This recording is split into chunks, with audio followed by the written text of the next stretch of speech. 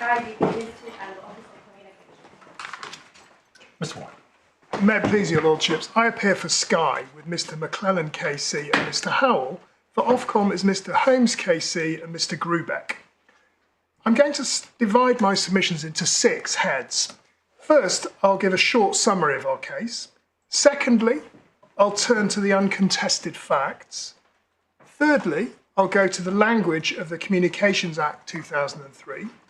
Fourthly, I'll take you to the relevant EU legislation. And fifthly, I'll go to the case law and other interpretive material. Sixthly, I'll draw those submissions together. So starting with a summary. We've obviously read all the skeletons. Thank you, everybody, for very, very good written materials, very helpful. We've read the case law. We have a reasonable familiarity with the legislation. Thank you very much, Mark. We do think it's a short point. We hope so too. The issue is, of course, as your lordships know, one of pure statutory construction, that what is the meaning of the definition of electronic communication service, or ECS, in the Communications Act 2003. Ofcom, of course, has found that Sky's pay TV service falls within the scope of that definition, and if it's correct, it gives Ofcom broad regulatory powers over that service under the electronic communications regime. That regime comes from the European Union as part of the Common Regulatory Framework of 2002, and that exhaustively harmonised those rules across the EU. But it sits alongside a parallel set of EU and national rules governing the regulation of content, of programming. And those content provisions themselves contain consumer protection provisions. It is common ground that a communication service may only be regulated as an ECS if it meets a threshold condition, that it is wholly or mainly for the conveyance of signals, or in the language of the UK implementation, that conveyance of signals is the principal feature. The inevitable consequence of a threshold condition is that some services fall outside. The issue for this court was whether Ofcom was obliged to assess Sky's pay TV service as a whole when it applied that threshold condition. It's Sky's case that it was. Ofcom's case is that the pay TV service should be deconstructed before the test is applied.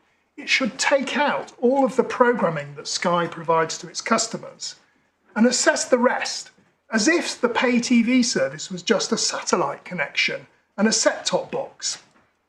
And it's on that basis that Ofcom concludes that Sky's service is caught. But it is our submission that that's both wholly artificial and wrong in law. The correct approach is to assess the actual service supplied and decide whether it is in fact wholly or mainly comprised of the conveyance of signals, to identify the preponderant element in the service as a whole. Now, the basis of Ofcom's approach is what has been called the content exception. But Ofcom misconstrues its purpose. It's there to limit the scope of communications regulation by making clear that that regime cannot be used to regulate content. So it confines the scope of that regulation. But Ofcom's approach has the opposite effect. It expands the reach of communications regulation, and it reverses out a deliberate change to the regulatory perimeter. Ofcom says, well, this approach serves the purpose of consumer protection, but there is a threshold condition that must be applied before those consumer protection measures can arise. That's my summary. My second head of submissions, very briefly, is on the facts, the uncontested facts before the court, under 2 short headings. Firstly, the different ways of delivering pay TV, and then secondly, Sky's own service. So first, there are different ways of delivering pay TV, as the papers show. And even on Ofcom's case, some will be regulated as ECS and some will not. And just for the note, this is in our skeleton at paragraphs 7 to 9. At one end of the spectrum, There are pure broadcast transmission services. And the judgment refers to one example, Archiva, and that's paragraph 155 of the judgment, CB 8133. A service that is wholly for conveyance of signals will, of course, be caught. But at the other end of the spectrum are services that purely deliver content over a broadband connection. And you'll have seen them referred to as over-the-top or OTT services. Sky has its own OTT service called Now. Amazon and Netflix are the same. And it's common ground that they are not caught. And Ofcom concedes this in its skeleton at page 5, footnote 15, and page 68, paragraph 79A. In OTT services procured by the consumer. Well, the reason they're not caught is that the transmission goes over what's called the open internet. So the consumer has an internet provider. Yes. That does the transmission, apart from perhaps a little bit at the So beginning. the contract is with the consumer for the internet service. Yes. So it's common ground it's not caught, but it's also common ground that Sky directly competes with these services. And you can see that in the judgment of paragraph 13. So there is a spectrum of possibilities here. And Sky service, of course, comes somewhere between these two extremes. Its pay TV service provides content to its customers, sport, movies, other things. And the undisputed evidence is that this content, particularly Sky's own content, is what its customers value about this service. It is unsurprising that it's the ability to watch this programme that is of importance to them. That's in the judgment of paragraph 11. But of course, as part of that pay TV service, the programming is transmitted through a combination of satellite, internet, or even mobile. So if you choose an on-demand programme from Sky, it's delivered over the internet. This is in the judgment at paragraph 6. So Sky provides a set-top box and other elements to allow this to happen. But to the extent that transmission is involved, it enables consumers to receive and enjoy the programming. It is the means to that end. These elements combine to deliver the pay TV service to the consumer. And it was common ground before the tribunal that Sky's pay TV service is a unified service in this respect. And indeed, the tribunal made a specific finding in that regard. And if I may just give the references, it's in the judgment CB8 121, paragraph 117, then paragraph 129 on page 124, and then again at page 132, 151. So Sky's service is not a transmission service where Sky sells a satellite dish and a set-top box, and then another service, a content service like Netflix. You could imagine a producer who did allow these elements to be supplied on pick and mix basis, but that is not this service. And we're going to see shortly that the legislator envisaged a single service might indeed have more than one element. Indeed, the wholly or mainly test itself recognises that. And that wholly or mainly test will require a judgment as to whether the combined service is mainly comprised of the conveyance of signals. But in Ofcom's case, that even though the test is a wholly or mainly test, the service should be broken down into disparate elements before it is applied. And mainly means more than 50% Yes, in your case. exactly so, exactly so. Although, luckily, nothing turns on the precise percentages in this case. But yes, indeed, that is what it means. Measured how? Qualitatively and evaluatively, using Ofcom's expert regulatory judgment. Yes. And in this case, the problem is it applied it on the wrong Is it test. money? Is it? Well, that could be a factor. What else might it be? Well, it might be consumer preferences and priorities, for example. I certainly would submit that it should be looked at from the perspective of the consumer, and we will see some material later that makes that good. So with So that, theoretically, Ofcom could come to the conclusion that something is 50.1% content and therefore it falls outside the scope of the regulation. it could do, but equally, imagine the case was not about content, but was about transmission and something else. And a good example might be an electricity service that includes a smart meter. That it's really about the supply of electricity, but there's also an element of connectivity. In that case, Ofcom would have to reach a view about whether it was wholly or mainly about the transmission of signals. So this need for this kind of evaluative judgment is not a consequence of Sky's argument, it's inherent to the wholly or mainly test.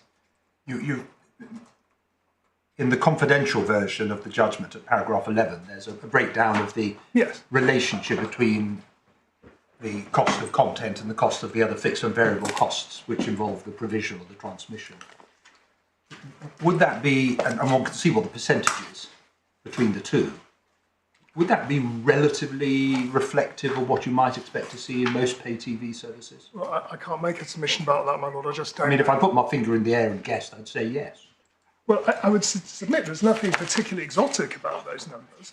Obviously, it is a feature of Sky's service that it involves this very heavy element of own generated content.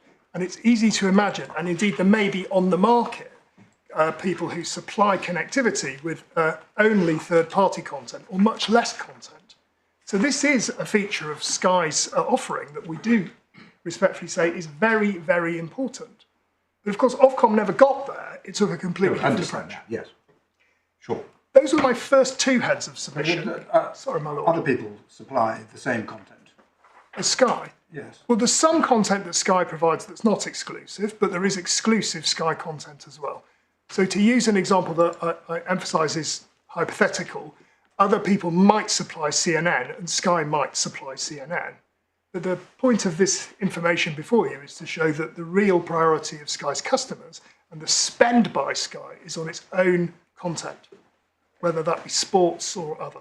Well, I understand your spend point, but on the broadcast side, if one wants to get Sky Sports channels, for example, yes, you can get them through Virgin Media, can you? Indeed, you can. You can, indeed. So Virgin Media... Sky licenses its yes, products for others to broadcast in the same retail way as others license theirs to it to broadcast. Yes, absolutely right. And does that cover all of Sky's services? I'd have to take instructions on that, my lord. I'll find out at lunchtime, if I may. With that, I was going to turn to the third heading of my submissions, which is the wording of the Communications Act. And we do say that the language of the Act, read in isolation, supports our interpretation. And if this was really just a battle over the precise grammar and syntax, then we would prevail. But with respect, that's not the end of the matter. And of course, it's well established that the object of interpretation is to discover the objective intention of Parliament, gathered from the words read in light of their context and purpose. And in this case, Parliament's intention was clear. It is common ground that the Act was implemented to implement the EU's common regulatory framework, and common ground it was amended in 2020 to reflect the updated framework. And as a result, it's also common ground that the provisions of the Act should be read consistently with the directives that it implements. And in our skeleton, we cite Garland, that the Act is to be construed if reasonably capable of bearing such a meaning as intended to carry out the obligation. And neither side is suggesting the Act is incapable of bearing this meaning. And indeed, the decision records there was a genuine disagreement between Ofcom and Sky about the meaning, as it put it, pursued in an open and transparent way. But this is why the EU framework is important, and we are going to come to it. But I will start with the Act itself. If we could please turn that up in the First Authorities Bundle, tab 2 at page 19. This is the Act as applied at the time of the decision. So it was amended to reflect the EECC of 2018. And what I want to do, if I may, is just go quite lightly over the structure before really honing in on the provisions that are at the heart of this appeal. So that's Authorities Bundle 2, tab 9, sorry. Authorities Bundle 1, tab 2. That's more like it. So sorry, it's my mistake. And it's page 19.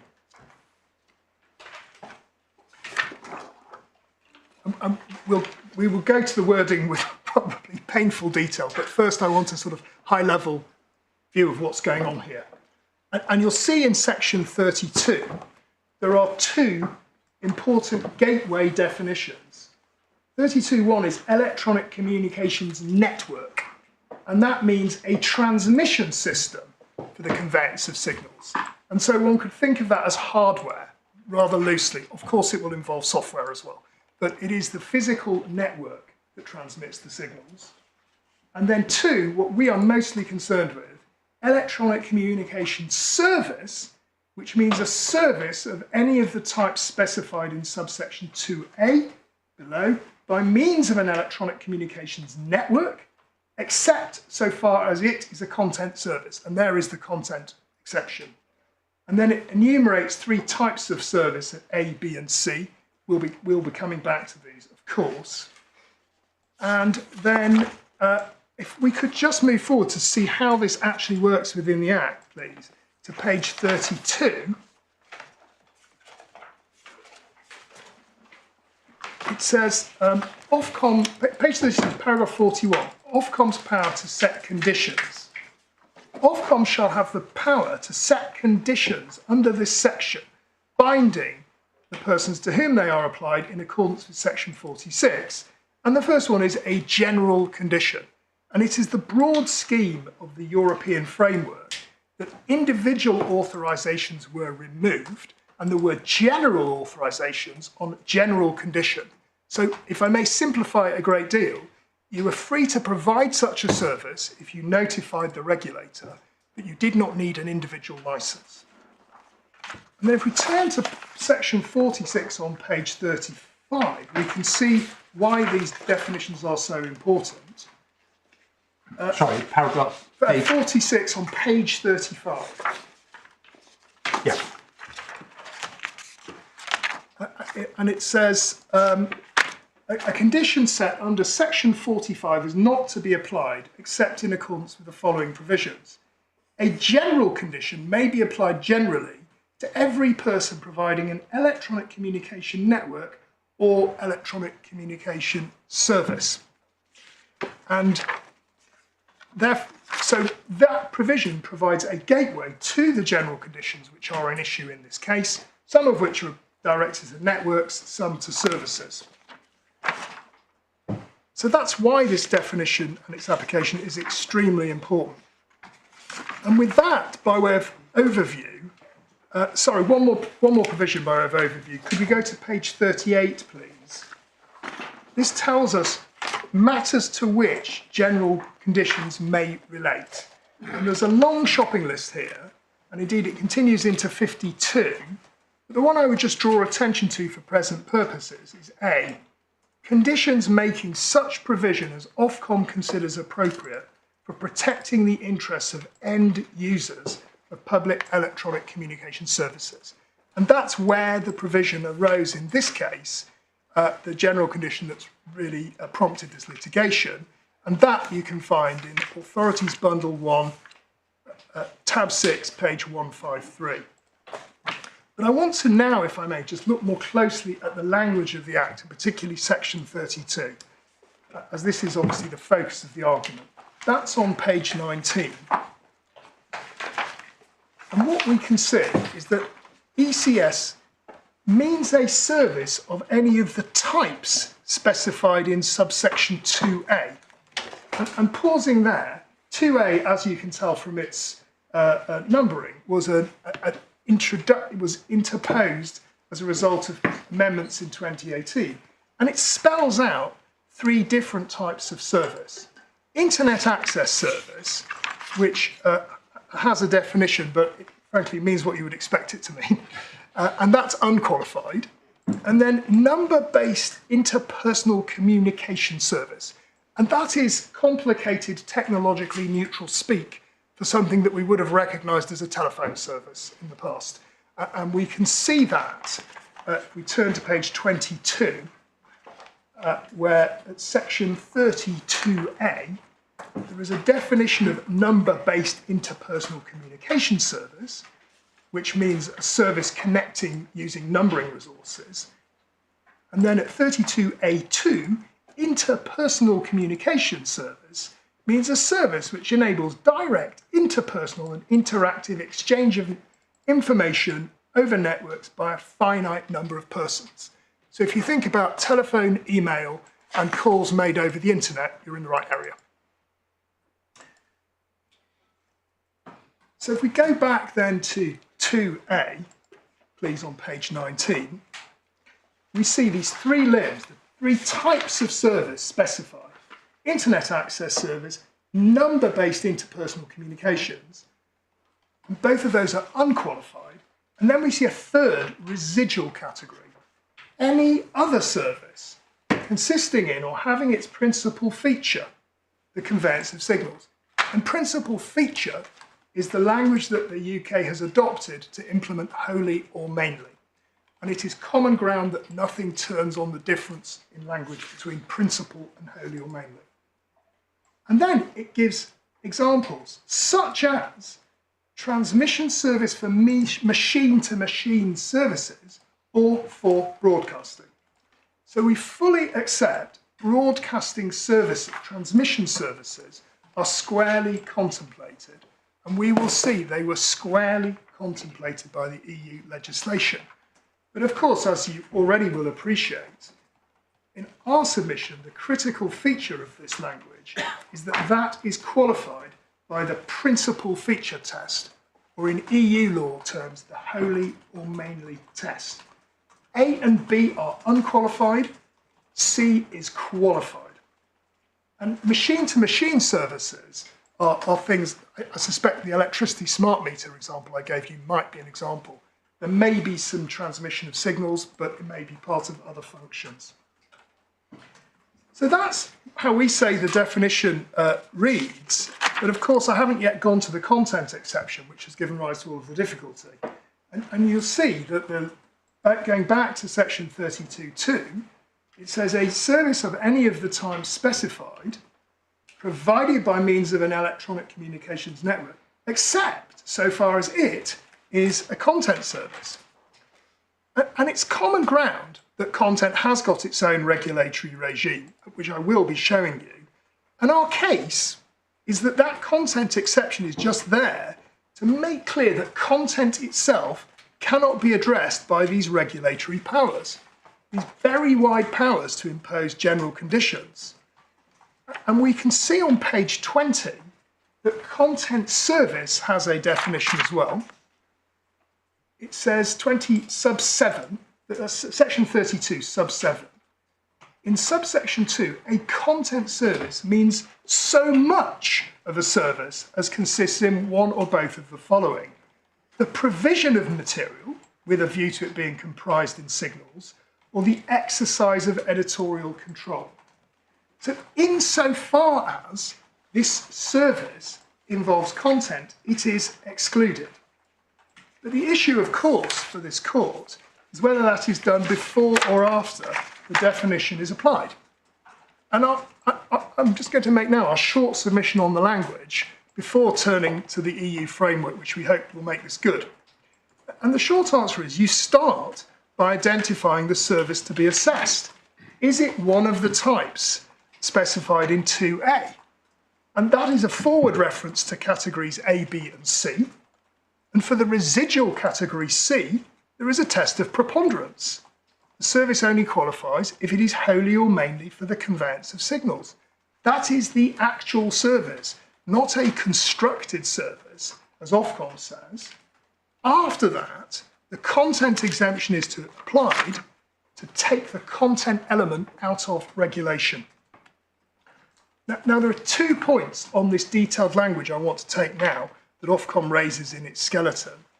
Ofcom relies on the word it, as it appears in subsection 2 in the second line, except so far as it is a content service.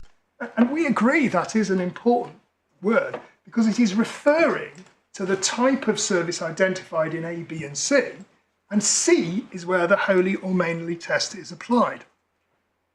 And then it relies on the words so far as, which also we see in the definition, similar words, so much of the service as is content. It says, well, that shows that you can split the service up. Indeed, you do, for the purpose of securing that the content is not regulated as if it were a mere transmission service. Those are my submissions on the language of the English legislation. Can you just explain that last proposition about so far as? So far as. I'm trying to work, so far as is anything from 0.1 to 99.9%. That content cannot be regulated as if it is merely a transmission service. Can I make that concrete, my lord? If we go back But doesn't your analysis read those words out by inserting as almost as a proxy, wholly or mainly?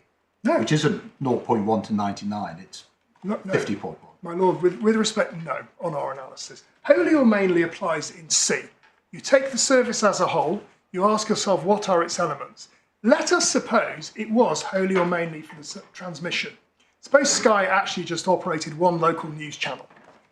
Then one would say, well, wholly or mainly that service is for the transmission of signals.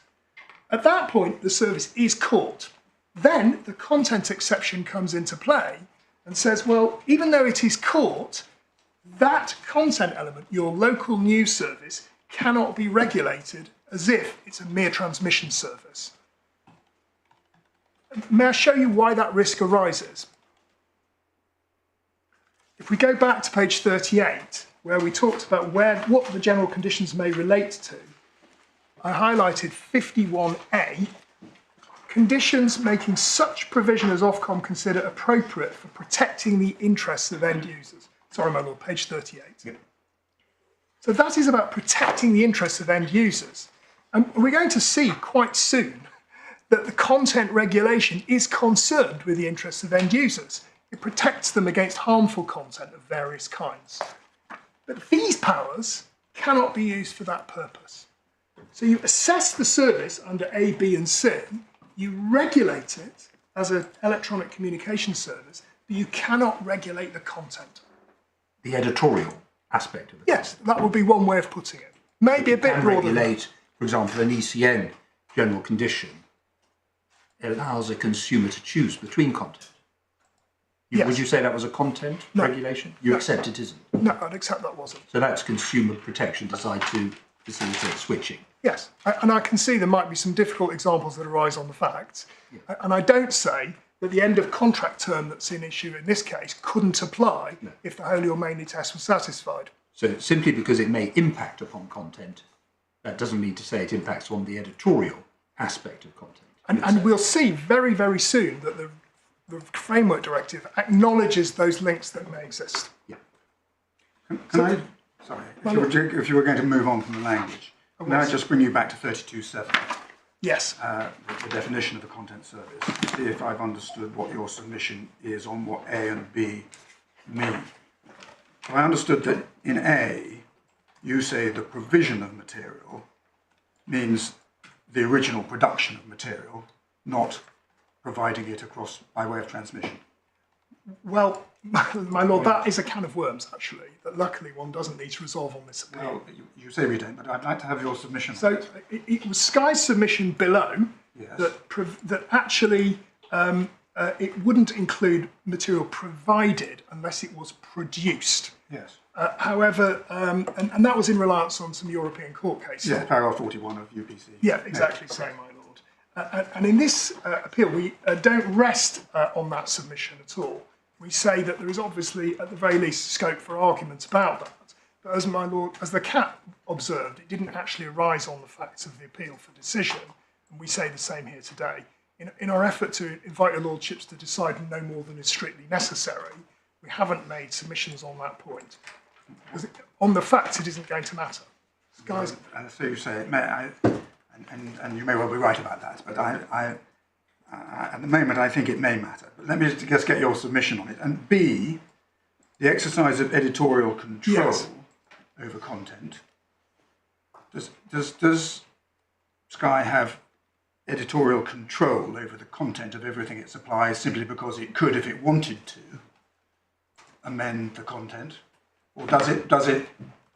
Well, it doesn't go that. The submission doesn't go that far. What's meant by the exercise of editorial control? Well, for example, if Sky assembles material into a channel for broadcast, a linear channel, that would be editorial control. Or if it's edited it by removing part of something. That would be editorial control. Or if it decided that it might remove it, but on balance decides not to. Yes, exactly. So that's very different So from just... hold on. Sorry, So in that last case, it would have editorial control, would it, over everything it broadcast?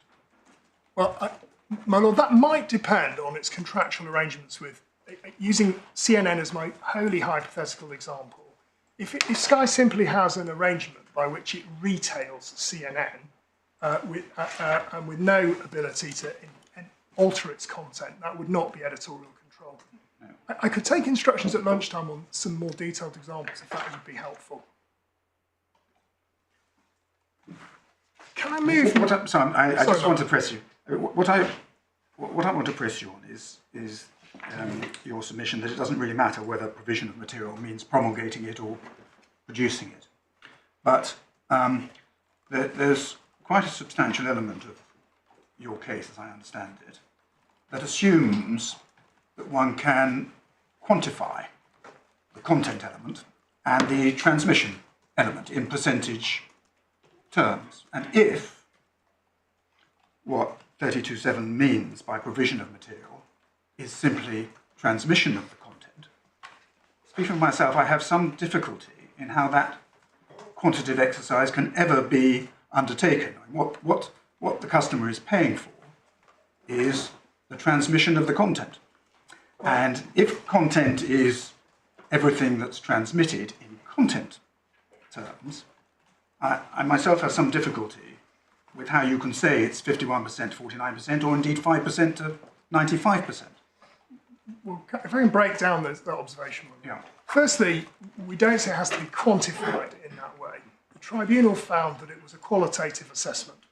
So it's an overall value judgment about the nature of the service. Right. And when one looks at that, one looks, among other things, at how much money is being spent, albeit that that is a quantitative measure. One looks at the attitude of consumers to it. And we say there is nothing particularly difficult about the regulator making an evaluative judgment on that balance of material. And as I said earlier in argument with my Lord Justice Green, it will have to do that anyway if there is transmission taken together with something else, even if it's not content. Well, I understand that point, but if the content carve-out is not, as is your primary submission, own produced content, but the content aspect Yes. of everything that's being transmitted, whether bought in or produced or not, how, by way of qualitative assessment, can you say that the service is mainly one or the other? It's simply the transmission of content by signals. The two are indivisible, aren't they? Well, with respect, that's why it really does matter that it isn't just the transmission of content. It is indeed a service that is providing Sky's own content to its customers. Well, I understand that submission, but that's why, as it appears to me, it may matter rather whether provision of material is limited to own produced material. But even if one assumes it includes the lot, so we've got Sky Sports, movies, all the other things that Sky provides, the customers also value CNN, as no doubt they do. In my respect for submission, there's still no difficulty in concluding that that entire spectrum of content, if you like, is the reason why consumers subscribe to Sky.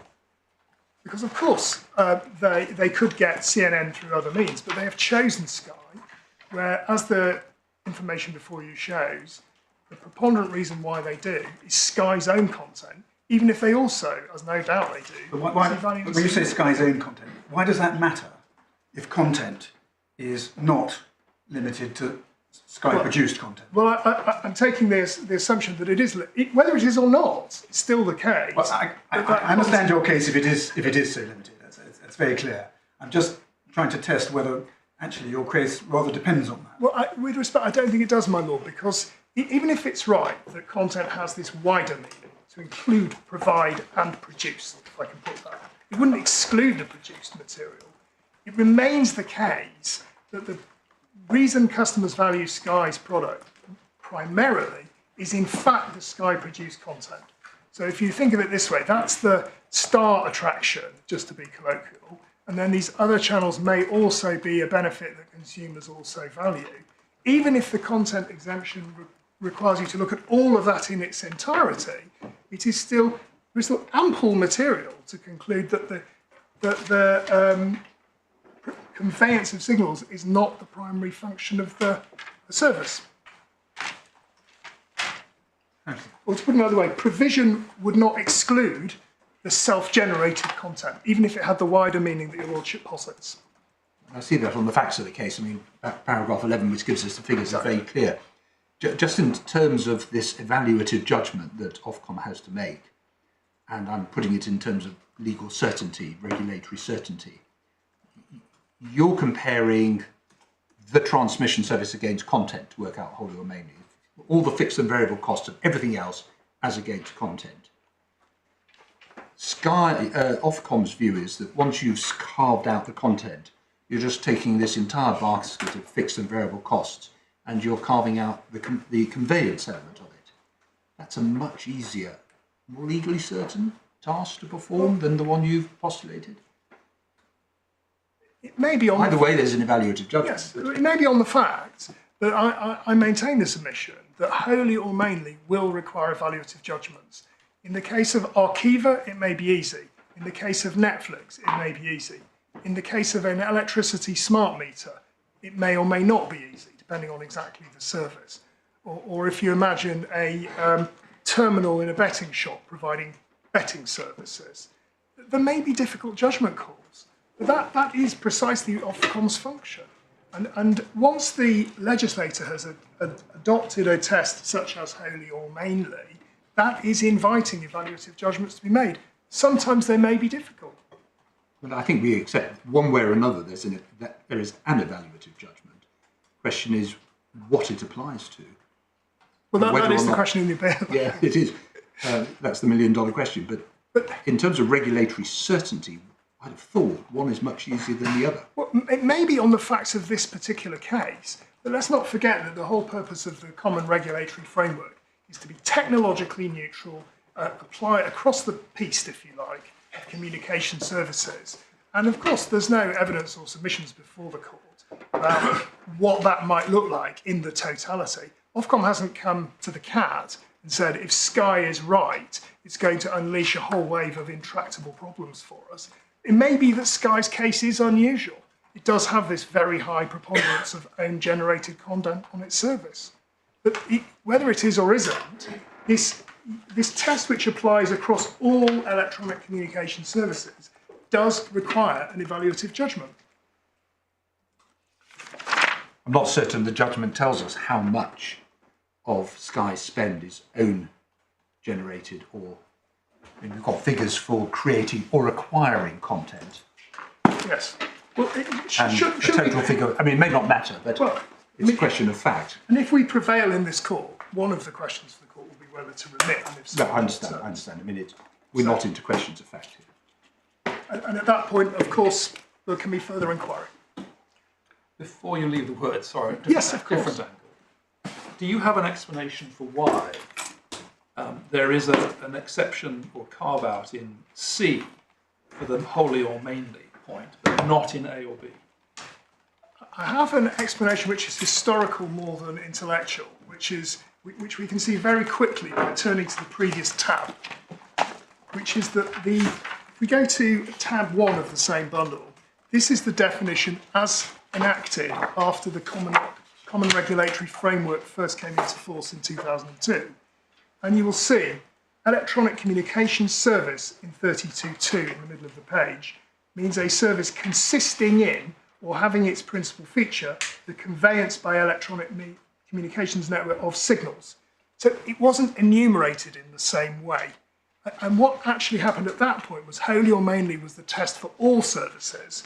And what we're going to see shortly is that when the EU amended the framework, it said for categories of internet access and number-based interpersonal communication service, we want to get away from this technical test about wholly or mainly conveyance of signals and go for a functional test. In other words, what is the service that is delivered, never mind exactly how. So that's a sort of long-winded version of saying it's because of a change in the EU's thinking about how to deal with internet access and number-based interpersonal communication services. So the wholly or mainly test gets confined, or rather, those two services are not subject to that test. Right. So that's the historical aspect. It's historical. Why Is talk it about something in the nature of an internet access service and a number-based interpersonal communication service which doesn't lend itself to the wholly or Well, mainly? and the answer is, we'll see in the recitals shortly, that what the EU was concerned about is there was functional equivalence between services provided over communication networks, such as an old-fashioned telephone service, and a modern service such as VoIP, Voice over Internet Protocol, which is exactly the same voice call, just delivered over the internet. And it said, well, we want to regulate those the same way, even if the technical underpinnings of the service are different. So that's why, I hope, the sort of substantive answer to why A and B were split out in this way, and wholly or mainly is left in the residual section. We'll also see, there's another wrinkle, there is, for interpersonal communication services, there is a different carve-out in the directive. It doesn't appear in this section of the Act. There's a slightly different threshold test. Ofcom have implemented it in an intricate way, but we'll see it on the face of the directive. But the carve-out for content service would be relevant for each of A, B and C. It would, yes, it definitely would. Although, as I'll also submit later, it doesn't make much sense on Ofcom's case for A and B. Can I ask a related question about the purpose of the quantitative evaluative element in C? Yes. So on Ofcom's case, you've carved out the content, you're left with an electronic communication service from which you then carve out the conveyance element. Before applying wholly or mainly. Well, So Ofcom says you take away all the content, you take away the content. then you look at what's left, and then you ask if it's wholly or mainly. That's right. So is that just a proportionality threshold? Why is that in?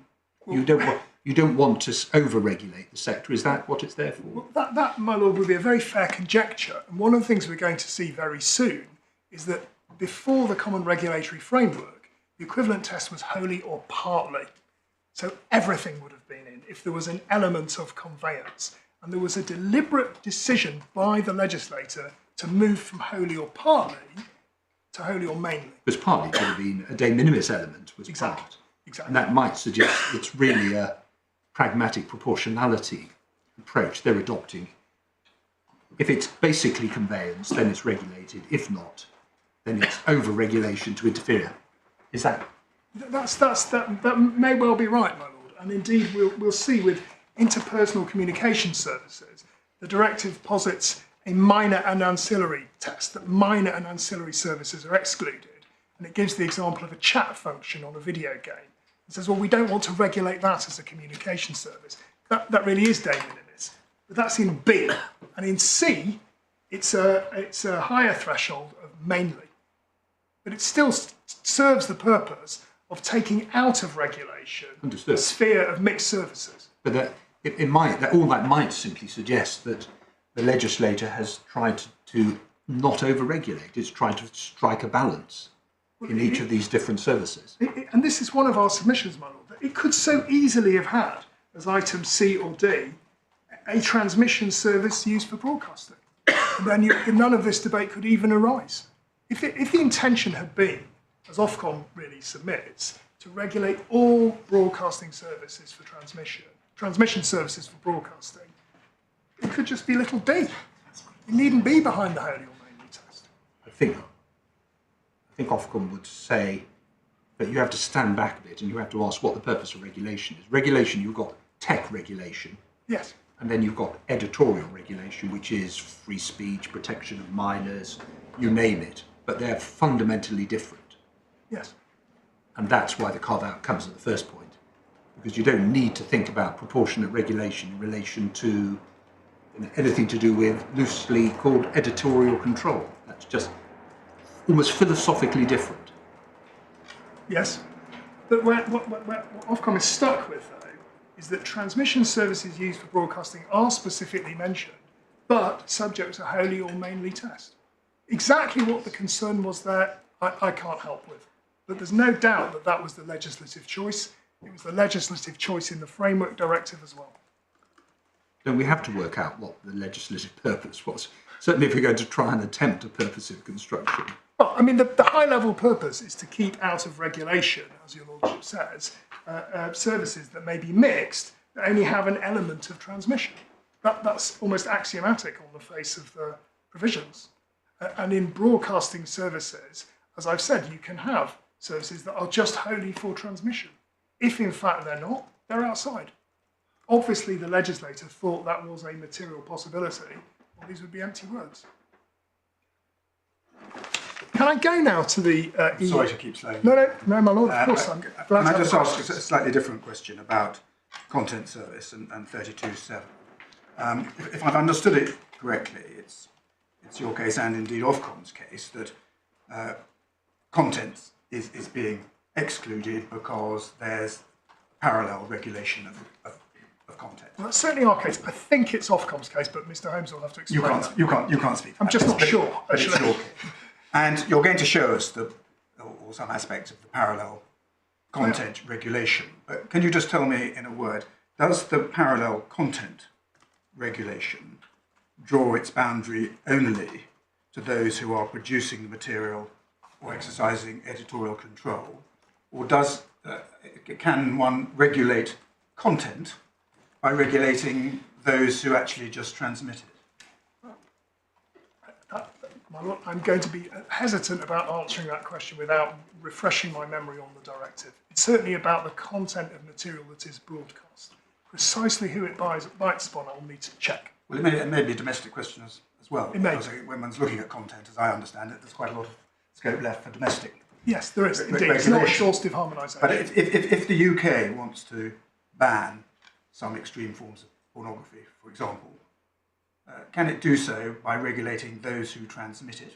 Or is it confined to being able to regulate those who actually produce it originally or edit it along the way? I think the answer is those who broadcast it. That's certainly what one would expect. Because I'll check that though, if I may. It would be a not very effective form of regulation No. if it couldn't. But so the scope of the parallel regulation of content on your case is wider than the carve out in 32.7. Yes, it would be. And why would that be so? Well, again, the slightly formalistic answer is you have a fully harmonised EU law framework here, and you have a patchwork of EU and national rules in the area of content regulation, partly because of the EU's sensitivity about national differences in this area. So it's entirely possible the two regimes are not married. Thank you. May I move on now to my fourth head of submission, which was just to go to the EU legislative background. There's no dispute that it's important. Of course, and just to give you a reference which is in our skeleton at paragraph 72.1, when one interprets a directive, one starts with the legislative background and then considers the wording, the overall scheme of the directive and the objective. And we give a case reference for that, just one European court case, the number, and it's at AB 434, page 940, paragraph 28.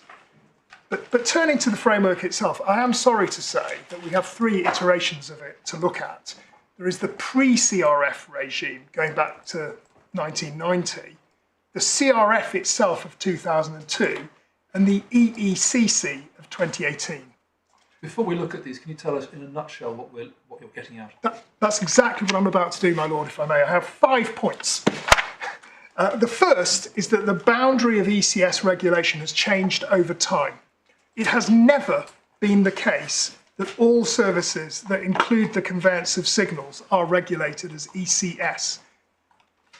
Most importantly, when the common regulatory framework, the test was, however, raised from wholly or partly to wholly or mainly, but certain exclusions were removed. Secondly, the legislator has made a deliberate decision to include transmission services used for broadcasting, but also to apply the wholly or mainly test. That means if they fail it, they're out.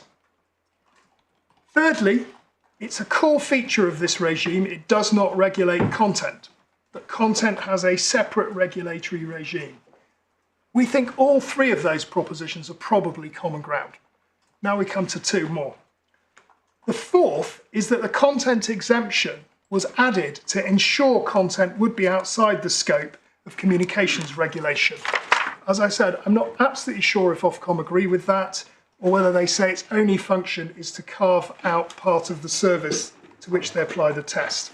Sorry, just putting, you say the content exception was added to do what? To ensure that content would be outside the scope of communications regulation. And then my fifth point is one I know they disagree with, which is that the content exception does not serve to increase the scope of transmission regulation.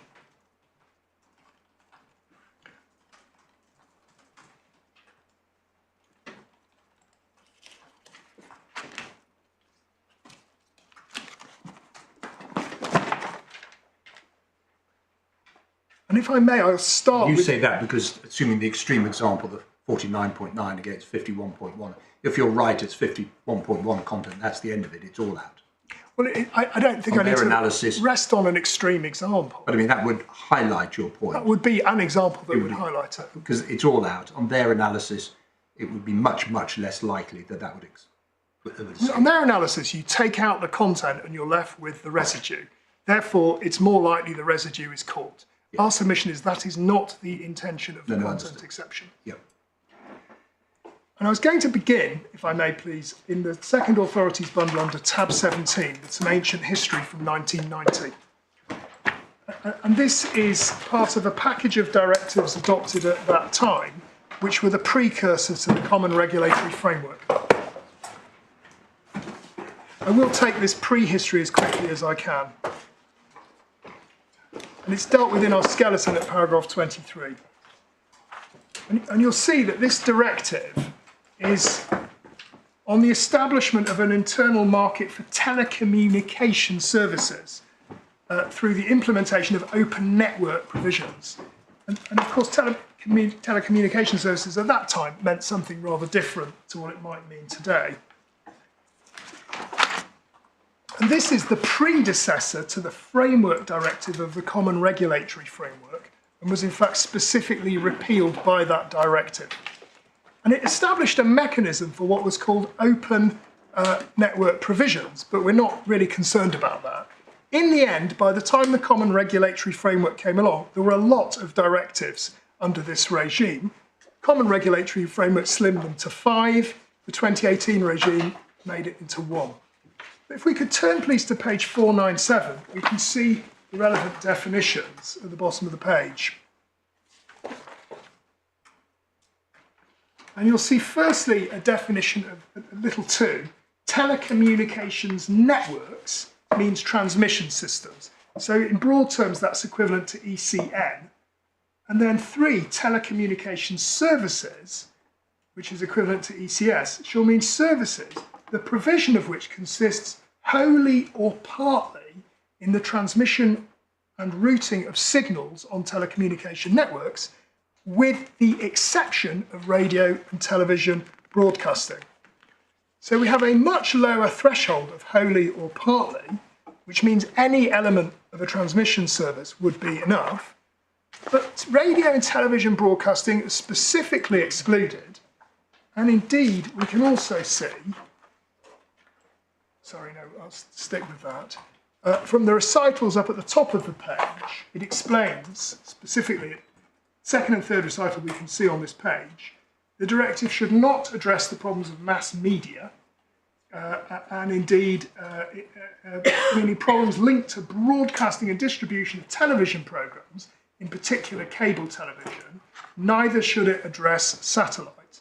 And indeed, as originally enacted, there was a specific prohibition on specific exclusion for satellites.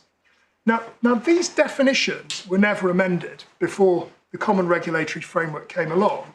And if they were applied, Sky's pay TV service, of course, would have been caught by wholly or partly, but excluded as a broadcasting service.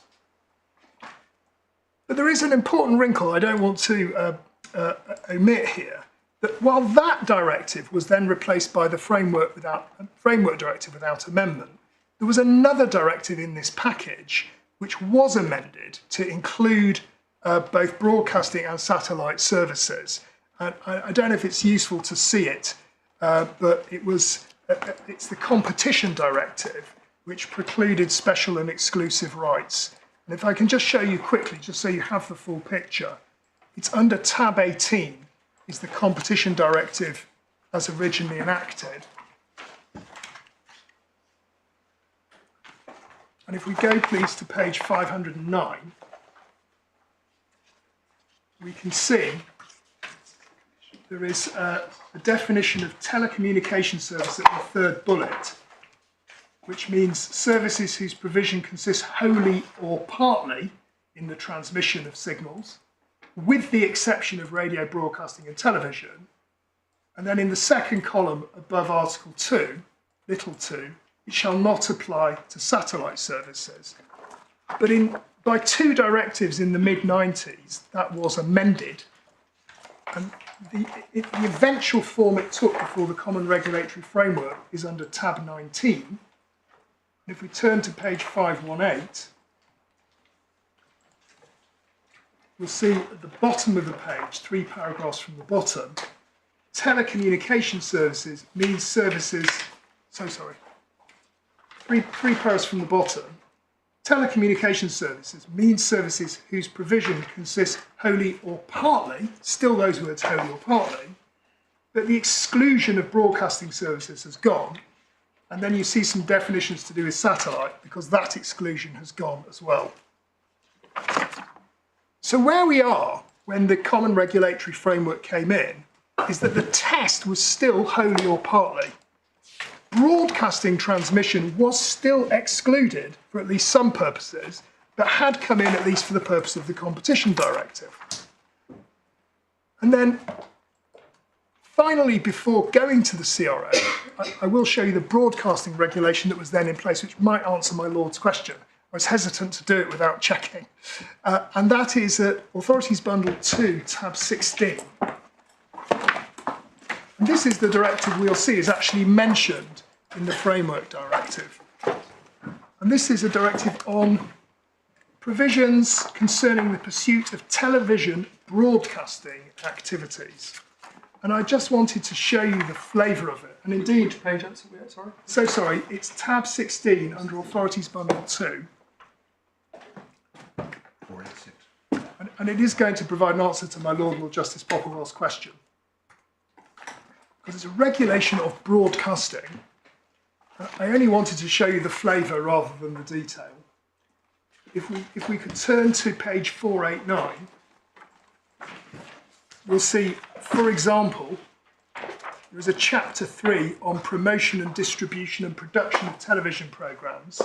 Member states shall ensure where practicable broadcasters reserved for European works a majority of transmission time. And there are more details under that provision. And then over at page 491, there is a chapter 4 about television advertising.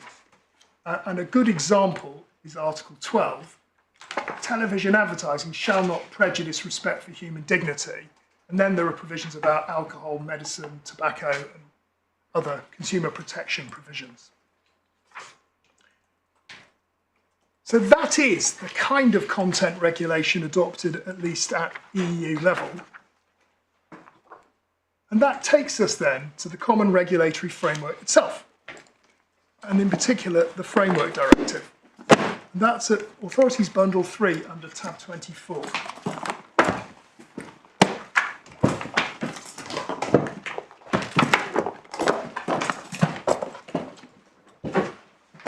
Just to provide the context, I think I've already said this, but this introduced a fully harmonised framework for electronic communication networks and services. There were no exceptions for particular types of networks and services.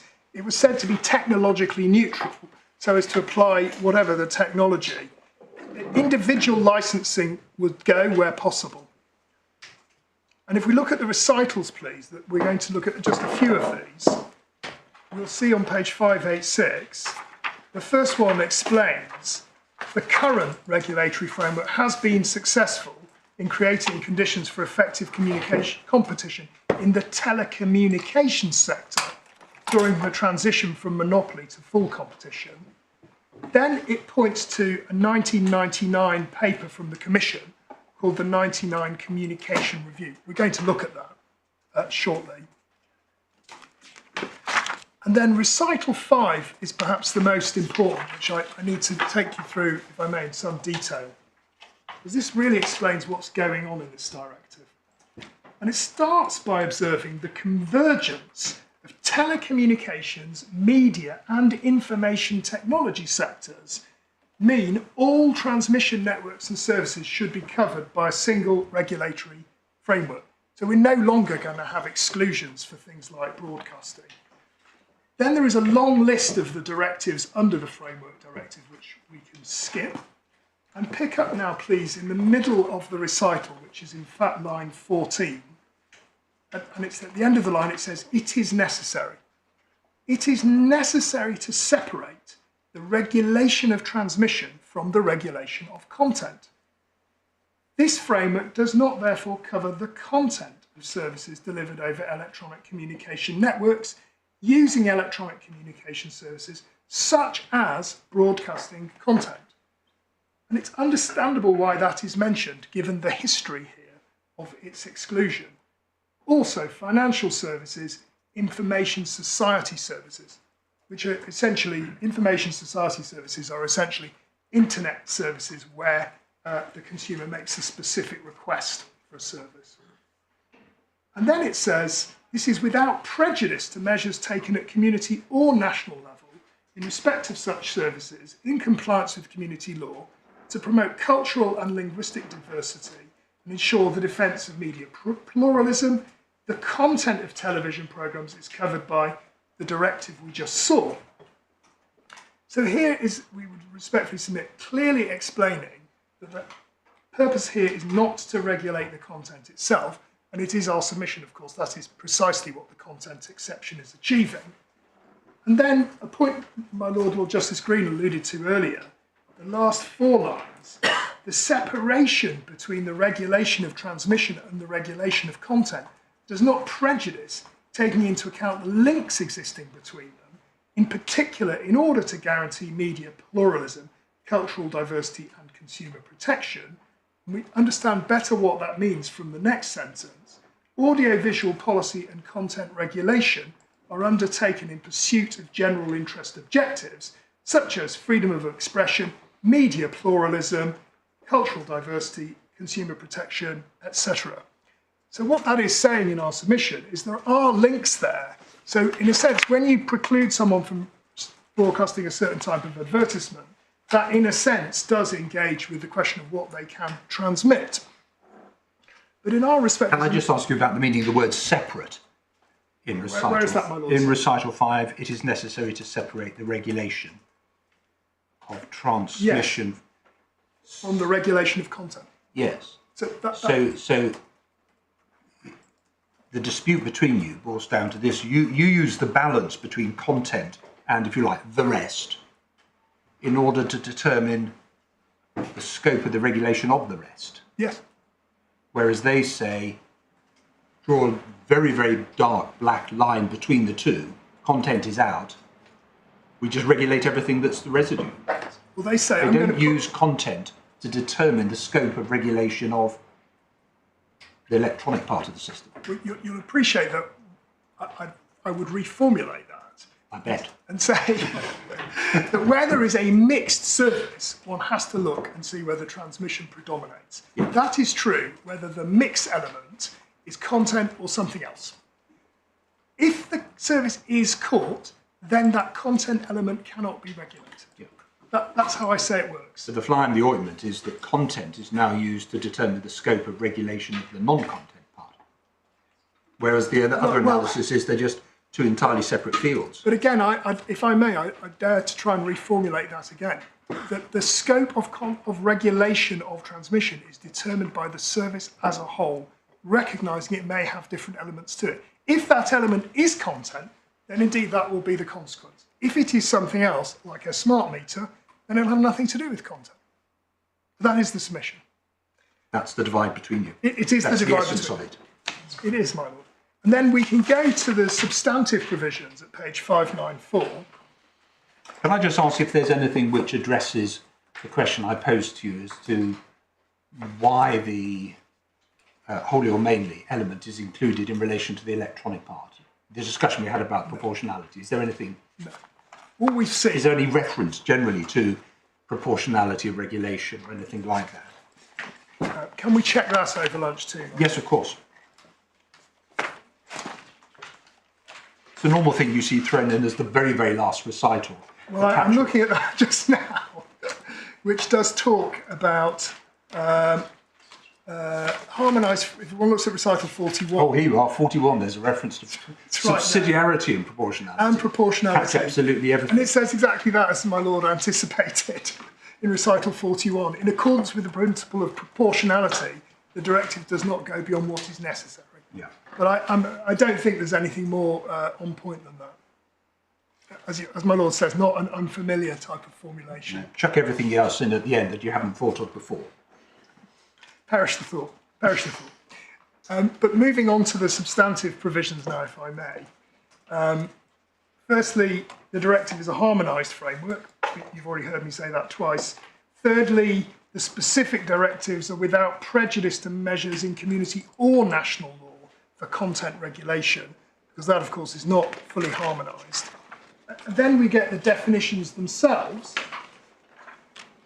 and we have electronic communications network at 595, which again, it's transmission systems. It's not exactly the same wording as under the predecessor legislation, but importantly, it explicitly includes at fourth line satellite networks, and to the extent they're used for the purpose of transmitting signals, networks for radio and television broadcasting. So there is a sort of threshold test there to the extent that. And then we have electronic communication services, the critical definition. A service normally provided for remuneration, which consists wholly or mainly in the conveyance of signals, including television communication services and transmission services, but excluding those providing or exercising editorial control over content.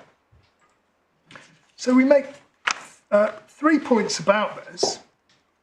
Firstly, the perimeter has changed. The perimeter has changed in 3 ways. Wholly or partly has been strengthened to wholly or mainly. And that means some services that would have been caught are now out.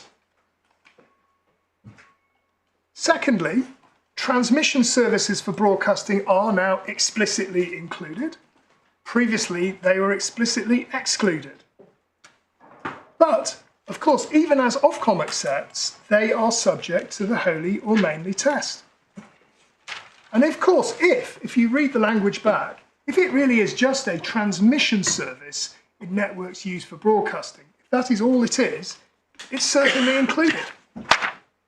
And then thirdly, we have the content exception. And what I would submit is this is, in a sense, an obvious corollary of the broadening of this legislation to this new multimedia universe that includes broadcasting, but would also include other forms of content like financial services trading or betting terminals. It is making clear that that content is separately regulated. And in that sense, it either clarified or perhaps even narrowed the footprint of the transmission service, transmission regulation. But what it doesn't do, as Ofcom suggests, is blow it wide open by removing part of the service. According to them, the effect of this is actually to substantially expand the regulatory perimeter by taking the real word service, splitting it up before the wholly mainly test can be applied. And I want to address you on 3 consequences that we say flow from Ofcom's argument. Firstly, on Ofcom's case, it is the content exception that causes a service that is mainly content to be regulated. If there was no content exception, a service that was wholly or mainly content would not be regulated on Ofcom's case. So it is the content exception that drags the service back in. Can I just ask about the logic? I've gone back to recital 5, which tells us really what the content service is and what's meant by editorial control. And it gives you examples. And I highlight these because really shows the philosophical or fundamental difference between the two regulatory regimes. Yes. When you're dealing with the exclusion for content, it is for the following policy reasons. It's to do with freedom of expression, plurality, impartiality, cultural, linguistic protection, diversity, and so on. That's a very long way from the more competition-focused regulation of the fixed and variable costs which constitute the rest. Absolutely. Absolutely. Why does that then justify using the content exception to define the scope of the regulation of the rest? It was actually Ofcom that's seeking to do that, not me. That's exactly what Ofcom's seeking to do, my lord. But they do it to a lesser degree. Well, no, my lord. That is, if I may respectfully say, a very accurate description of exactly what Ofcom does. We take the opposite view, which is you look at the real-world service, you apply the legislative test wholly or mainly. If it has been passed, if the service is wholly or mainly for transmission of signals, then the content exception is there to ensure that an assiduous regulator does not, in fact, trespass into these very sensitive areas of media pluralism, content, and so on. That's precisely how it works. Ofcom says, no, we must start with this apparent exclusion, cut the service right down, and then apply the regulatory test. And that's why I just made the submission I did, that on their case, it is the content exception that drives a service like Sky's into the field of regulation. So if it was not content, but if there was no content exception, then it would not be regulated, because the preponderance of the service would be this other thing. So that's the first, we would say, a clearly wrong and unintuitive consequence of Ofcom's argument. The second, which is really just a corollary of that, it's again on Ofcom's case, precisely because the service does include content, that it has to be dismantled before it's being assessed. So if you imagine the service is part transmission, but also something other than content, again, my electricity meter, I hope, is a good example. According to Ofcom, that service is assessed in the form that it's actually supplied. And it wouldn't be regulated as an ECS if it was predominantly the other. But it's if the non-transmission element is content, the service is broken apart. So it becomes regulated precisely because the service is mainly content. It's another way of getting to the same point. But there's a third point, which is that in practice, this collapses the wholly or mainly test back into the wholly or partly test, at least where a service like this one is transmission and content. And we can see this in the judgment. Maybe it's worth turning up, in fact. It's at Core Bundle 8, page 135.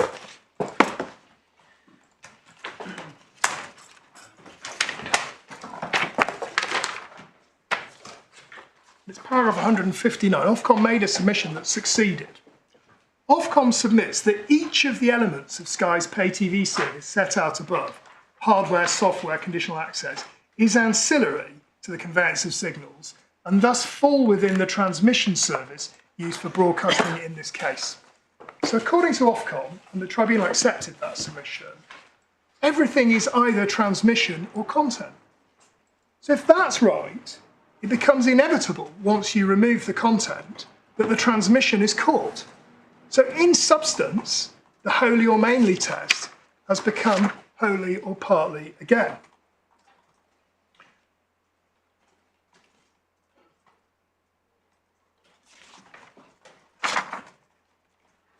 And even accepting that Ofcom is right about all of this, it said, as it says in my Lord Justice Green has put to me, that our case depends on this evaluative judgment. It will so too on Ofcom's if there is a balance. It may involve content, other and transmission, or it may just involve other and transmission. There will still be a balance. And we're going to see later that that is something well understood within the community institutions. And of course, sometimes it will be entirely straightforward. If it is just a transmission service in networks used for broadcasting. I'm still struggling to see why the balance, the evaluative judgment, logically, balances these whole variety of plurality, cultural diversity issues against what are really quite nitty-gritty cost issues. Well, it's not balance. If I may say, with respect, my Lord, that's not the balance the regulator has to strike. The regulator has to look at the components of the service and say, what is its preponderant feature? And that, in that sense, it's not concerned about media plurality. It's saying, what is the service the customer is actually buying? If it's an electricity service that happens to involve a smart meter, that might involve a very clear answer. If it's a different type of service, the answer might be unclear. But we'll see when we get, hopefully, to BEREC, the expert committee, that they say, yes, this might involve some difficult judgments, and people may even reach different answers. But that in itself is not unusual in the sphere of what Ofcom often describes as its expert regulatory judgment on evaluative matters. That's what it does. So those were my submissions on the Common Regulatory Framework, but if I may, I'd like to take you to two documents in the Travaux Préparatoires. They show two things.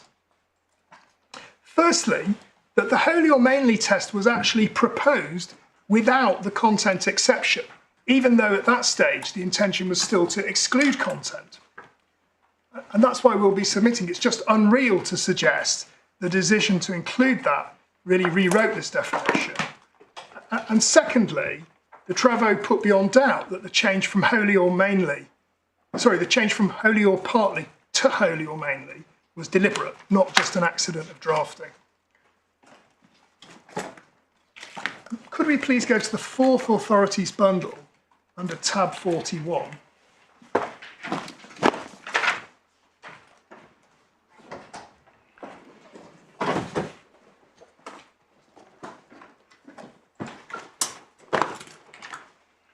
This is, you may recall, I flagged this in advance. It's referred to in the recitals to the Framework Directive as essentially the proposal for what became the Common Regulatory Framework. I'm not sure it's literally the first document ever written on that topic, but that's the one flagged up in the... Sometimes asked, is this the closest to the legislative process? This was the proposal to the Council and Parliament. Yes, that's exactly. Communication from the Commission to the Council, Parliament, etc. So I don't want to overstate... What about draft legislation? This is a review. It's a proposal for legislation. It's a proposal. And I will... you can see that if we look at it at page 1028. It's a long document. I'm going to be selective. Page 28, just under the italics. Since 1990, the Commission has progressively put in place... I'm sorry, can you give me the bundle number? So sorry, my lord. It's tab 41, which is in Authorities Bundle 4. I've got a tab, but the page you're on now, what's it? 1028. Do you have that, my lord? I do, thank you. Thank you.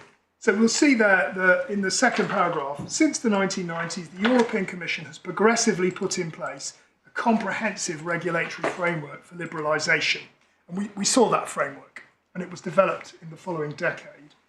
And then if we go to the next page, we can see in the third paragraph with bold heading, the present communication initiates a review of the regulatory framework. And then the next bit of bold, it presents the main elements of the Commission's policy proposals for a new regulatory framework to cover all communications infrastructure and associated services. So the sort of exclusions we've been looking at will go. And then if we now move on to page 1033, it sets out the outline of this proposal. Can I just bring you back to 1032? Yes. Under the heading Principles on 1031. Yes. Would it be fair to describe the first bullet point on 1032 as proportionality? Yes, it would. And the second as legal certainty? Yes. And as my lord knows, these principles often turn out to be in conflict. Or in tension. Perhaps tension is a better word. And 1033 sets out the proposal in a form that is strikingly similar to what we end up with. And the first bullet is currently different rules apply to different communications infrastructure and associated services. But convergence means the same services can be carried over any transmission network, whether fixed or mobile telecommunications, cable TV, satellite or terrestrial. And we saw that reflected in the recital we looked at not long ago. So the new framework would cover all communications infrastructure and associated services. And by associated services, it means the electronic communication service, not the content, as we will see. In practice, this means the new framework would apply to telecommunications networks, satellite networks, cable TV networks, terrestrial broadcast networks. And then, at the third bullet, it would be without prejudice to the obligations that apply to content of broadcasting. And then there are some boxes which may or may not assist. The first one is services provided over networks, e.g. broadcasting services, outside scope regulated by other measures, e.g. broadcasting regulation. So we take that to be the content. And then associated services under the dotted line, the communication services and the communications infrastructure, these are the things that are regulated. And then if we move on, please, to page 1040, we can find the proposed definitions in the box.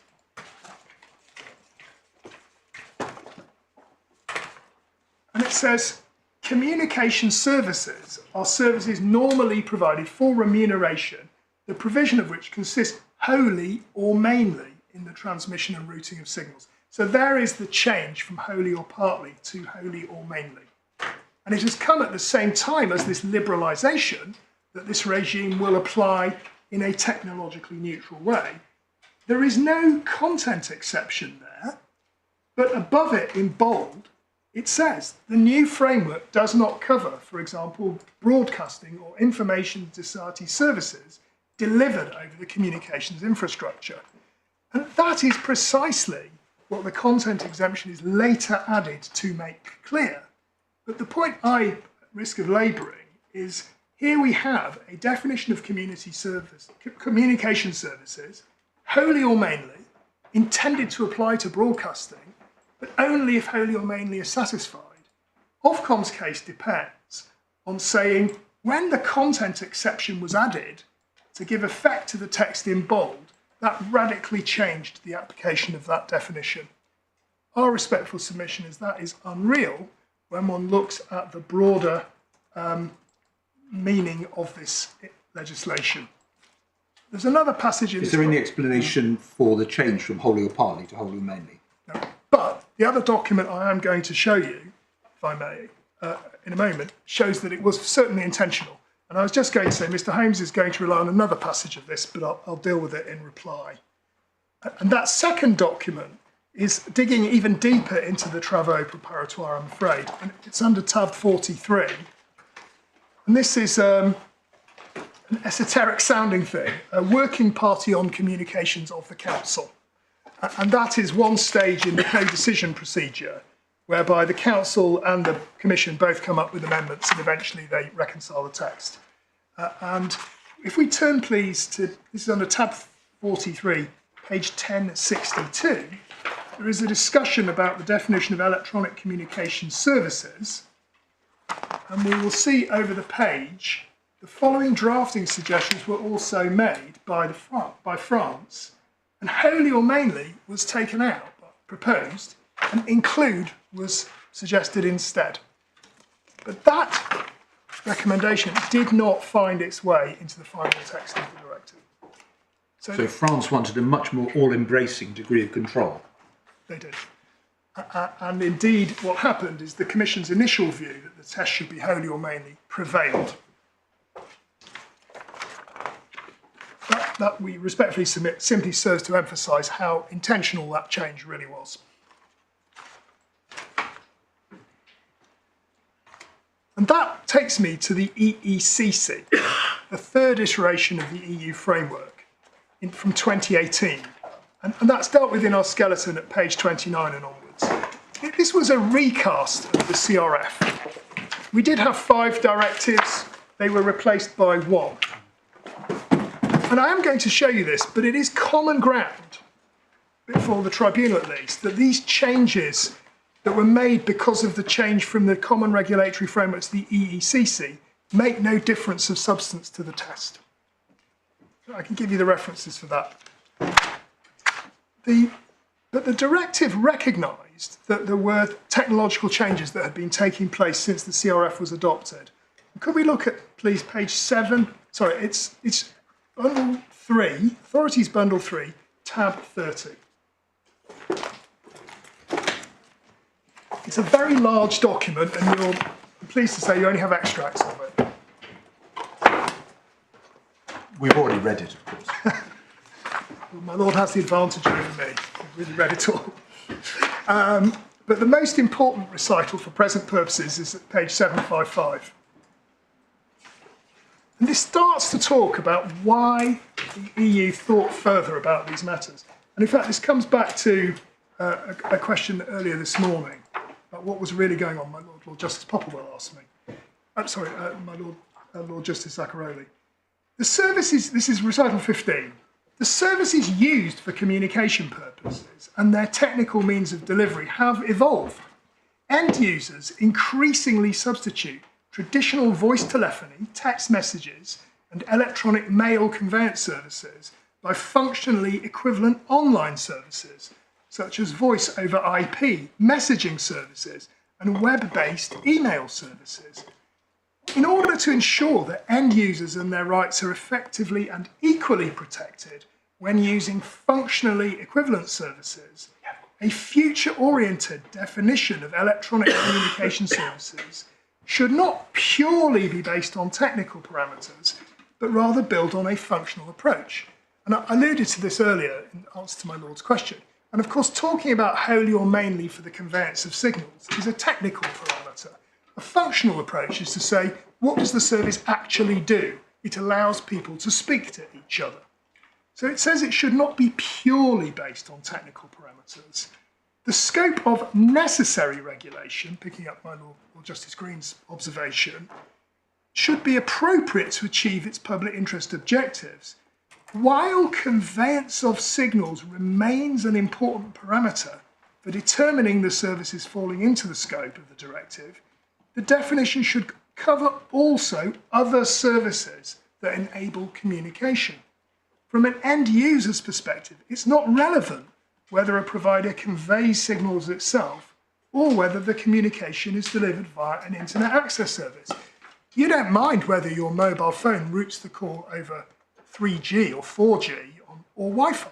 It's all the same to you, but one would involve the conveyance of signals if it's a telephone network, and one would not if it's Wi-Fi, because it would be just using the court's internet service. And what this is saying is for those kind of services, those technical distinctions should not matter anymore. And then it says the definition of electronic communication services should therefore contain 3 types, which may partly overlap. One is internet access, the other interpersonal communication services, and then services consisting wholly or mainly in the conveyance of signals. So for that third category, the technical parameter of conveyance of signals is still in place, as indeed is the wholly or mainly test. And then it talks, if we go down a few lines, about the calibrated provision by provision application of the rights or obligations contained in the framework to the different types of services. And indeed, over the page, if we could please, at recital 70, it talks about interpersonal communication services, and we'll see an example of this calibration. And it says those are services that enable interpersonal and interactive exchange of information, covering services like traditional voice calls, but also emails, messaging, group chats. But they only cover communications between a finite, not unlimited number of natural persons. So that's the very opposite of broadcasting. And then communications involving legal persons should fall within the scope. And then at 10 lines down, services which do not meet these requirements, such as video, linear broadcasting, video on demand, and websites, should not be considered interpersonal communication services. But then this is the important bit that I wanted really to come to. In exceptional circumstances, the service should not be considered an interpersonal communication service if the interpersonal and interactive communication facility is minor and purely ancillary. So there is a different threshold condition being applied to wholly or mainly. And then it says that the last 4 lines gives an example, which I alluded to earlier. an example of a feature that could be considered to be outside the scope of the definition of interpersonal communication services might be, in principle, a communication channel in online games, depending on the features of the communication facility or the service. So with interpersonal communication services, there is a form of de minimis exception. But if we now turn to the definition, it's at page 834, what we see at Article 2.4 is that these three different categories have now been split out in the way that's familiar from the English implementation. And we have A, B, and C. So sorry. 834.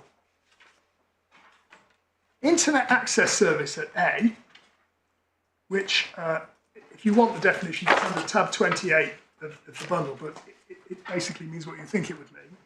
Interpersonal communication services, which is unqualified here, but we'll see in a moment is qualified. And then the residual category, services consisting wholly or mainly in the conveyance of signals, so still a technical parameter, such as transmission services used for the provision of machine-to-machine services, so smart fridges if they're a real thing, and broadcasting. So we have a residual category, it's still functional, it's behind the wholly or mainly test. We have two categories that have been liberated from those requirements, they are purely functional. And then at 5 is the definition of interpersonal communication services. And if we just look at the top of the next page, it says, the bottom of the page, it does not include services which enable interpersonal and interactive communication merely as a minor ancillary feature that is intrinsically linked to another service. So what we have here is A, internet access service, B, interpersonal communication service unless minor and ancillary, and C, other services if wholly or mainly the conveyance of signals. This is what the legislator meant when it said that it took a calibrated approach. And of course we accept, as was put to me in argument, that the content exception, which is still there, applies to all these categories. But that is important for our argument too, because it's going to apply even to internet access service. But that doesn't involve any kind of balance to be struck or exercise of the kind Ofcom has been embarking on here. It's just included, but the content element of it is excluded. As we say, once it is in, the internet access service is regulated, but the content is not. According to Ofcom, the way you would read this is the legislator's intent is to carve out content before deciding if internet access is cool. But that exercise would be, bluntly, a complete waste of time. Can you just, bottom line, wholly or mainly deliberate? My lord, that is certainly a key facet of our submission. Deliberate and specifically retained for broadcasting transmission services. And I made the submission when we looked at the English legislation. It could so easily have just said D, broadcasting transmission services, or it could have said wholly or partly, or the French proposal includes could have been adopted. And Ofcom's analysis of how the content exception applies, in truth, just rewrites the boundaries of this requirement and really makes no sense when applied to Article 2.4a, where the internet access service is going to be included. The content exception works on our analysis that suppose the internet access provider also has a homepage where they're curating some celebrity news or whatever on that homepage. That content wouldn't be regulated. That's how it works on our submission. There's another aspect of the directive that's very important in the argument, and it indeed is the foundation of the general condition at issue, which is the consumer protection provisions and the bundling rules in particular. Could we turn to page 856?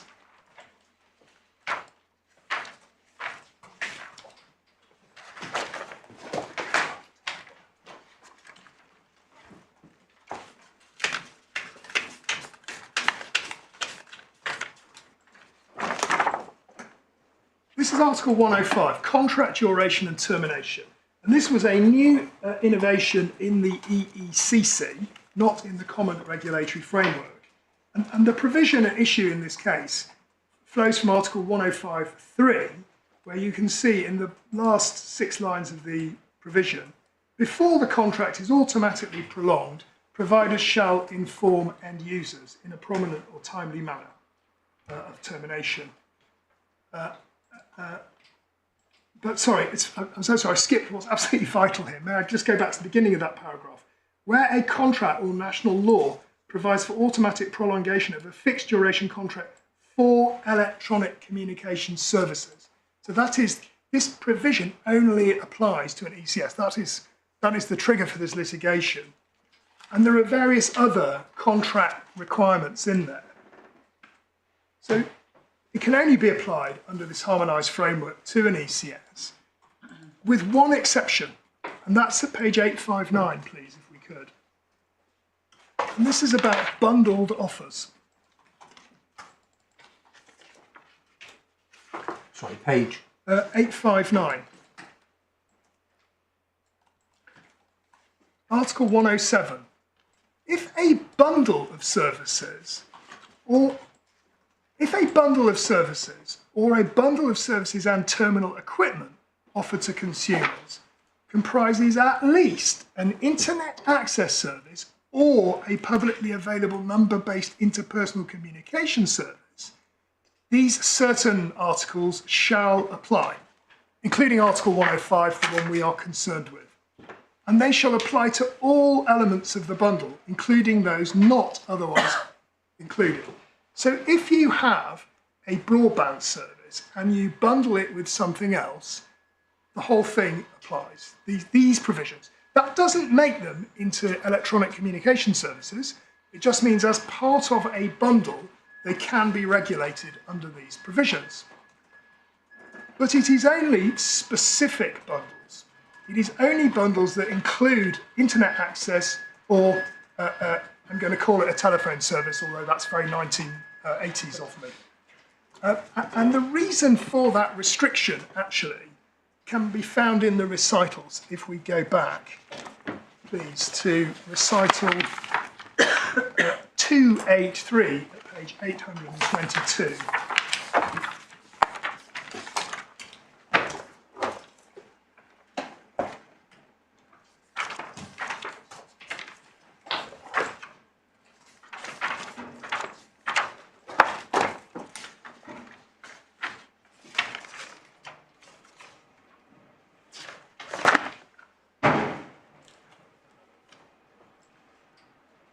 Bundles comprising at least either an internet access service or a publicly available number-based interpersonal communication service, as well as other services, such as publicly available number-independent commercial communication service, let's call that email, linear broadcasting, machine-to-machine services or terminal equipment have become increasingly widespread.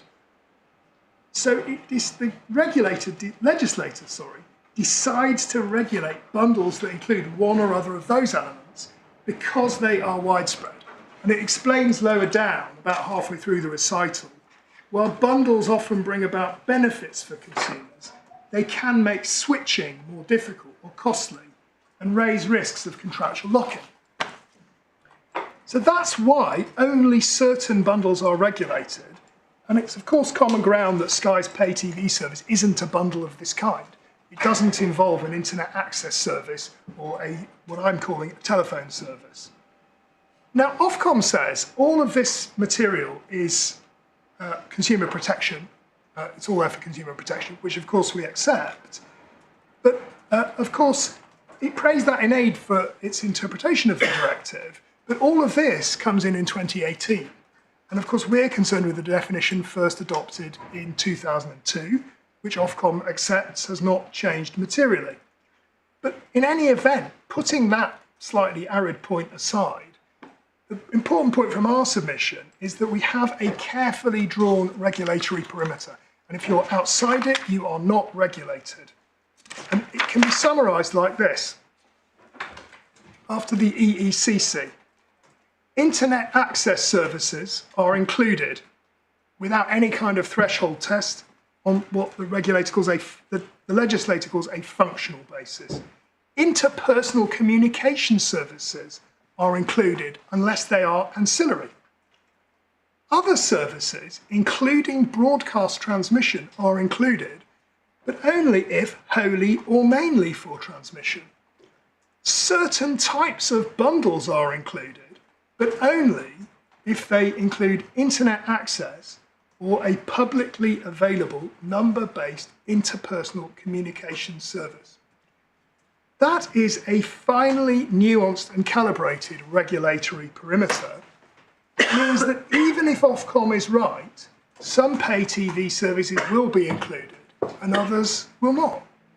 In our respectful submission, Ofcom's approach simply tries to rewrite this perimeter so that Sky's service is cool. That was my 4th head of submissions. I was going to come on now to the case law.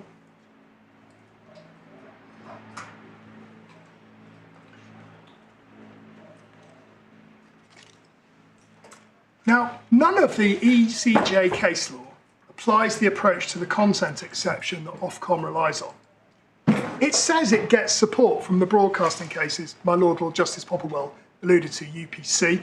We don't agree. We'll wait to hear what they say, and I'm going to deal with those cases in reply. What I am going to do is show you case law which supports our analysis and cuts across Ofcom. And there are 2 cases. One is about Gmail, which is, of course, an email service, which was held not to be wholly or mainly conveyance of signals. And the other was Skype, which is a voice service using a mixture of internet and ordinary telephony. And that was held to be within. And the cases were both decided under the old common regulatory framework regime, and indeed in short succession. In a sense, the facts don't matter, because both of these are now interpersonal communication services, caught within that part of the directive. But what does matter is the approach the court took to the test. Can I ask you please to turn to Authorities Bundle 4 under tab 39.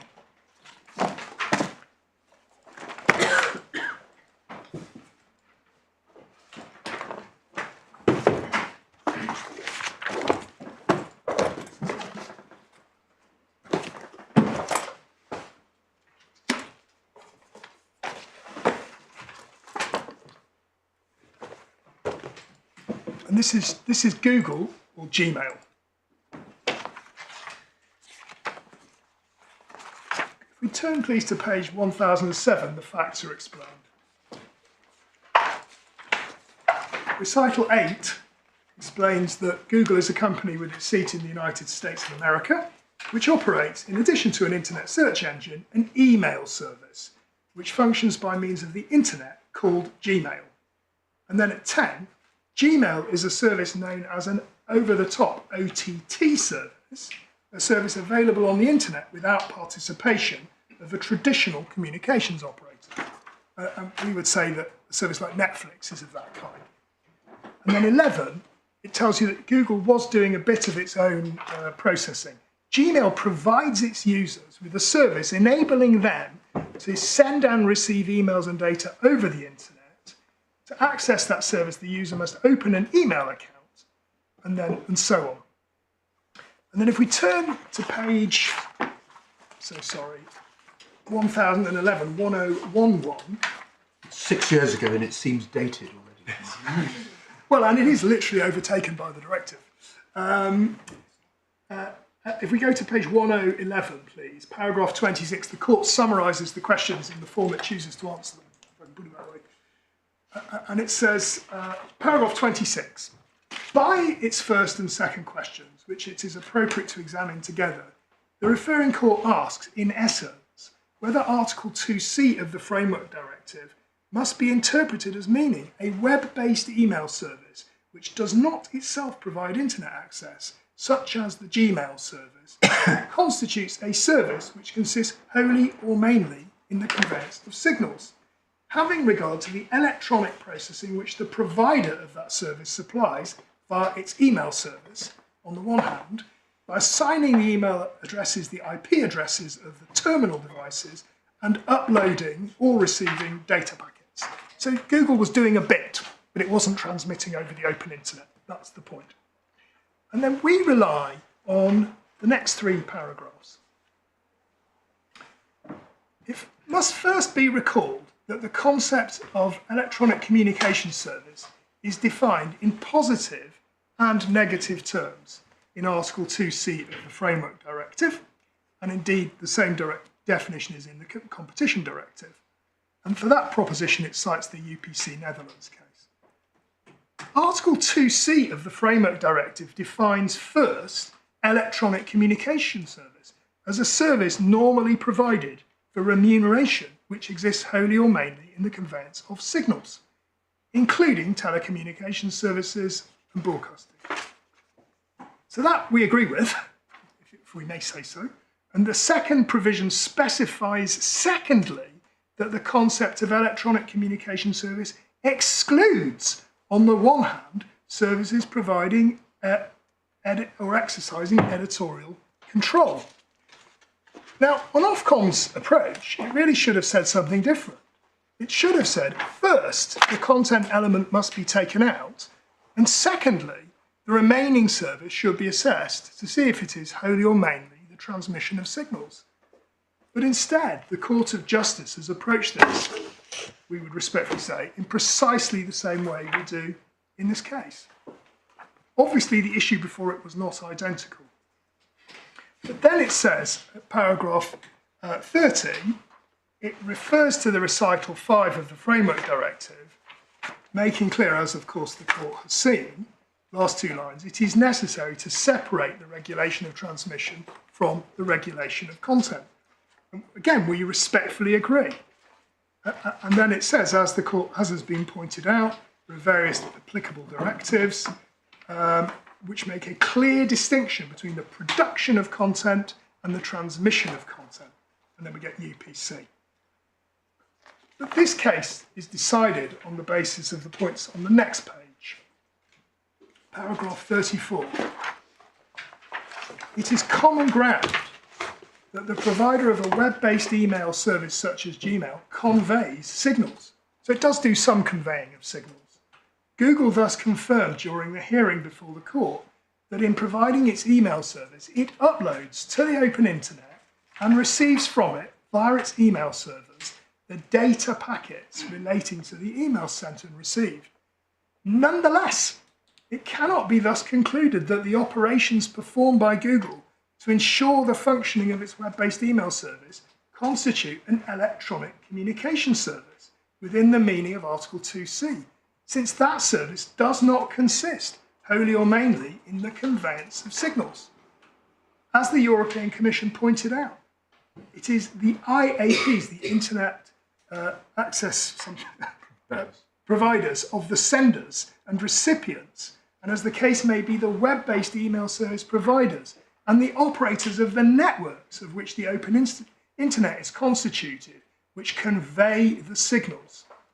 The fact that the supplier of a web-based email service actively participates in the sending and receipt of messages, and if we skim down 5 lines of what it does do, does not appear to be sufficient to enable that service on the technical level to be regarded as consisting wholly or mainly in the conveyance of signals. So here we have a case where the European Court applied the definition in the way we say it should be done in these 2 stages in order to preserve content from ECS regulation, but then a very important service with a great deal of consumer significance was held to fall outside the scope of the CRF provisions precisely because it failed wholly or mainly, because the preponderance of service was not transmission of signals. Can I just ask why that helps you? Your case is if you're measuring content against tech. This was tech against tech. It's tech against tech. So I say unhesitatingly that it is different facts. I don't say there you are, that shows we're right. What it shows is the wholly or mainly test has teeth.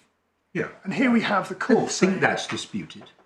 Well, in my submission, Ofcom's case does indeed strip it of any meaning in cases such as the present. And it really, this goes to, if I might say, the ambience of Mr. Holmes' submissions, which is it's very important from a consumer point of view that services like Sky are regulated as ECS, and we've found a way to do it. And here, Gmail, an equally important service, is held to be outside through a conscientious application of wholly or mainly. I think the key word is the word essentially in the 5th line of 36. It's in a sense, for them, it's a statement of the obvious. Yeah. But the Google element of the tech was really very, very minor. It was just catching the signals at either end. And the huge amount of tech in the middle was wholly or mainly what it was all about. Absolutely. So that's an evaluative judgment on the fact. Yeah. In the Skype case, which I'll come to, I think, probably after lunch, they reach an opposite conclusion. The preponderance is in the other direction. It's fact sensitive. It requires regulatory judgment. We don't dispute any of that. The question is, do you assess the service in its entirety? Yeah. Is that a convenient moment? It is. I'm making good time, I hope. And I think you are. I think you'll be... How much longer do you think you've got to go? You're not binding, but... not much. No. I'll think after lunch, but under the division of labour between the division of time between Mr. Holmes and I actually have until 3 o'clock. I'm certainly not going to need anything like that. I'm going to think about some of the points your lordships have put to me. I've got a small amount more material to cover. It really may not be long at all. Very good. Thank you very much indeed. 2 o'clock. Well,